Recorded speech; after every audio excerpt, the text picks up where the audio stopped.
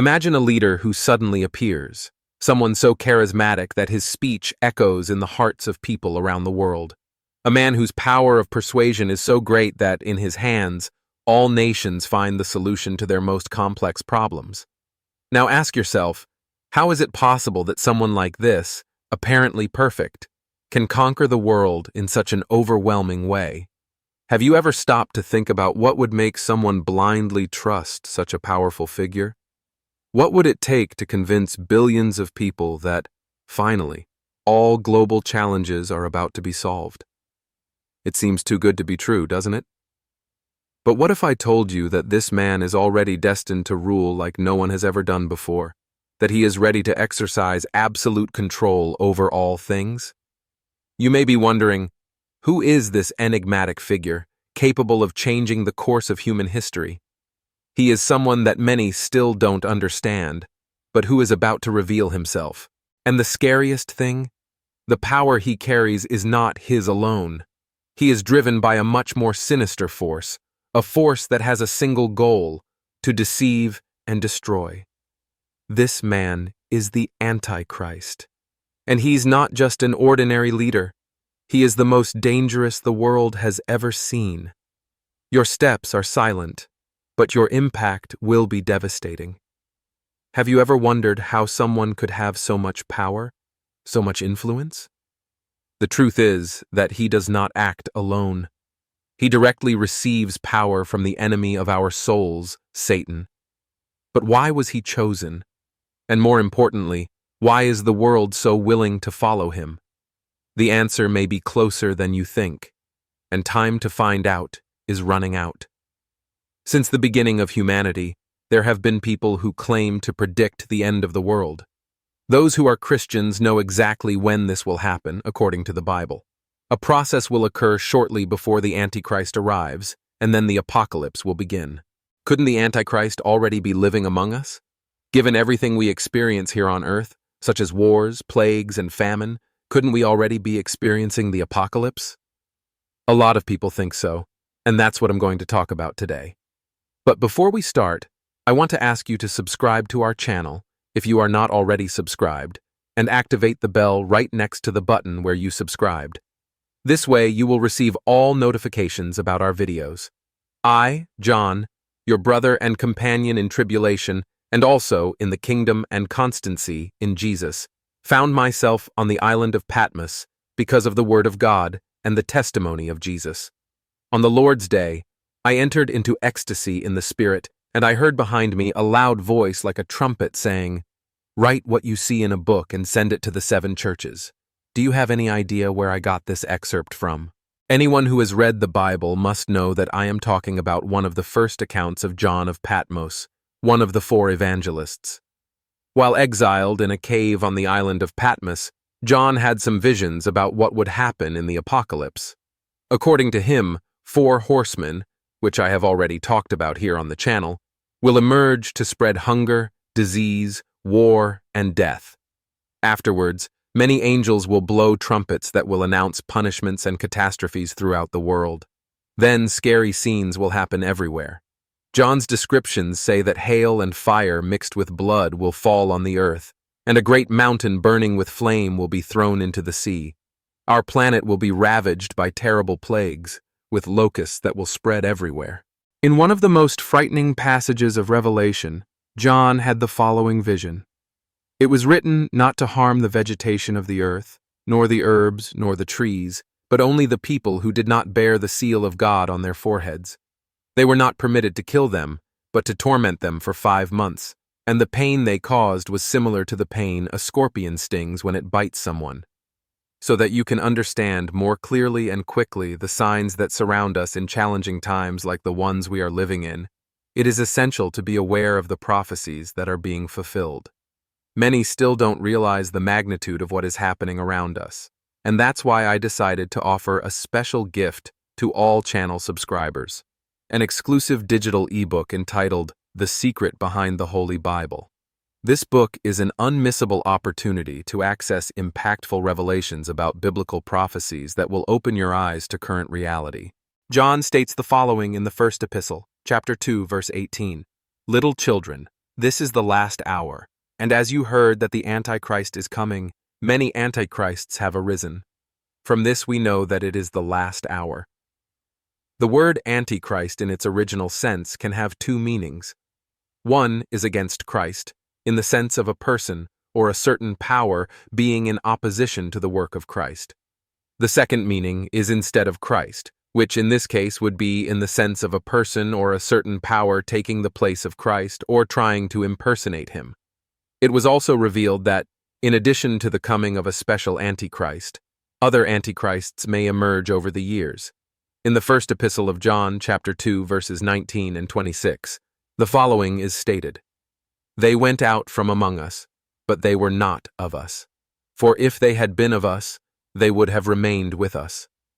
These things I write to you concerning those who would deceive you." John's words make it clear that Antichrists are false Christians who have separated themselves from the group of true believers, and who are deceitful in claiming that Jesus was not the true Messiah. Still in John's first epistle, he makes the following statement in chapter 2, verse 22. "Who is the liar, if not the one who denies that Jesus is the Christ? He is the Antichrist, the one who denies the Father and the Son." Finally, in the second epistle of John, chapter 1, verse 7, "For many deceivers have gone out into the world, who do not confess that Jesus Christ has come in the flesh.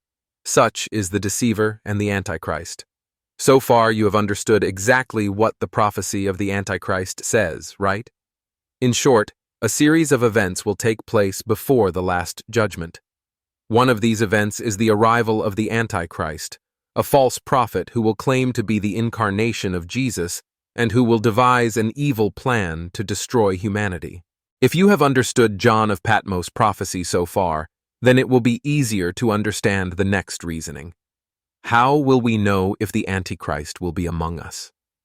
That's the big question of this whole story. No one can predict when he will start to act, but many people think that the Antichrists have already started to put the plan into action so that, at the right time, the main Antichrist, in this case, the devil incarnate, will actually start to act. Just analyze how many people have said they are the incarnation of Christ to conclude that many Antichrists have lived among us. In Siberia, a man named Sergei Torop, who prefers to be called Vissarion, claims to be Jesus since 1992, with the end of the Soviet Union. Sergei adopted the look of the Messiah and convinced many people that it was Jesus who had returned. He founded a movement called the Church of the Last Testament and created a community in which people produce their own food, but are required to donate 10% of their earnings to the church. Furthermore, Vissarion also advises women to be housewives and accept a second wife for their husbands. David Shaler is a former British MI5 officer who left the Secret Service when he discovered, he says, that the UK intelligence agency was coordinating with Al-Qaeda. In 2007, while under the influence of hallucinogenic mushrooms, a spirit appeared and revealed to David that he was the reincarnation of Christ. The curious thing is that sometimes he dresses up as a woman. Haile Selassie was regent of Ethiopia from 1916 to 1930 and emperor from 1930 to 1974. Unlike the other individuals mentioned, he never claimed to be the Messiah or Jesus. However, he inspired the creation of the Rastafari religion, which made many people think that he was the incarnation of Jah, in this case, God, or even the reincarnation of Jesus. Jim Jones was the founder and leader of the People's Temple sect. If you know the story of this false Messiah, you must know how tragic this case ends. After having problems in the United States, Jones took his sect to Guyana. He accused the government of the North American country of being the Antichrist and of moving quickly towards fascism, and argued that capitalism was the economic regime of the Antichrist. Although he never publicly stated that he was the Messiah, in the last months of his life, his sect already admitted that he was the reincarnated Christ. He led a mass suicide, killing 900 people. These are some examples of people who claim to be the reincarnation of Jesus, but throughout history even the Pope has been accused of being the Antichrist. Martin Luther, John Calvin and countless other Protestants considered the office of the papacy to be the Antichrist. Some Protestants have suggested specific popes as antichrists, such as Pope Leo X and Pope Benedict XVI. Many biblical scholars also believe that the number of the beast cited in Revelation is a numerical reference to Emperor Nero, whose Greek name, when transliterated into Hebrew, retains the value of 666.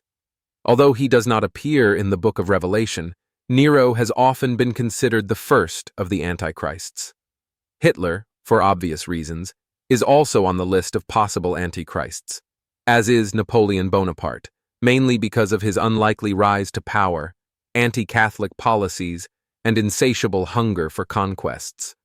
Presidents of the United States also make the list. George Bush, for example, was considered Antichrist when more recent American forces are also included in the list of possible antichrists. Given all these facts and answering the question in the title, without a shadow of a doubt I can say that yes, the Antichrist may already be living among us. But do you know what the best part of the story is? According to the scriptures, please, despite all the evil that the Antichrist can do against humanity, in the end he will be defeated by the armies of God under the leadership of Christ. He may even be living among us, but it is certain that in the end evil will finally be defeated and goodness will prevail. Don't forget to download our book, The Secret Behind Biblical Prophecies. There are already more than 500,000 copies sold, and we are at the last units, so don't waste time and enjoy. I guarantee that you will acquire a lot of knowledge after reading this sensational book, written with great care and love for all the subscribers of our channel, completely based on the Holy Bible. The link is in the first pinned comment.